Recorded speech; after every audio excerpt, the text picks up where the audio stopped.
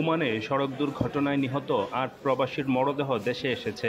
শনিবার রাতে বাংলাদেশ বিমানের একটি ফ্লাইটে তাদের হজরত শাহ আমানত আন্তর্জাতিক বিমানবন্দরে মরদেহগুলো পৌঁছায়। এ সময় স্বজনদের কান্নায় বিমানবন্দরে শোকের ছায়া নেমে আসে।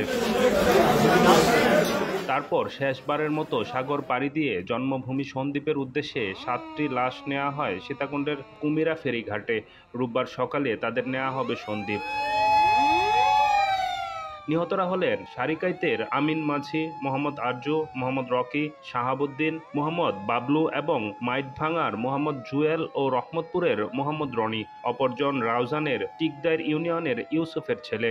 গত ৮ অক্টোবর বাংলাদেশ সময় বিকেল ৪টার দিকে ওমানের দুখুম সিদ্দা এলাকায় দুর্ঘটনায় সন্দ্বীপ উপজেলার ৭ প্রবাসী সহ ৮ জন নিহত হয়। এর মধ্যে সারিকাইত ইউনিয়নের ৫, মাইটভাঙার ১ ও রহমতপুর ইউনিয়নের ১ জন রয়েছে।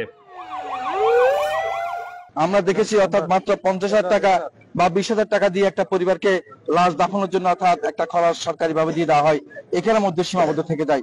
আমি বলবো সেই জায়গায় যাতে করে সীমাবদ্ধ না থাকে, একটা পরিবারকে প্রতিষ্ঠিত করার জন্য রাষ্ট্রের পক্ষ থেকে যতটুকু সক্ষম সম্ভব এবং প্রয়োজন অনুযায়ী চাহিদা অনুযায়ী সেভাবে যাতে করে রাষ্ট্র সহযোগিতা করে, আমরা রাষ্ট্রের কাছে এটাই চাই। অর্থাৎ সর্বোপরি যেভাবে অর্থাৎ পরিবার পরিজন ক্ষতিগ্রস্ত হয়েছে তার চেয়ে বেশি ক্ষতিগ্রস্ত হয়েছে এই দেশ, ক্ষতিগ্রস্ত হয়েছে কারণ এই দেশে তারা আর এই ৭ জন লোক থেকে আর কোনো রেভিনিউ তারা পাবে না।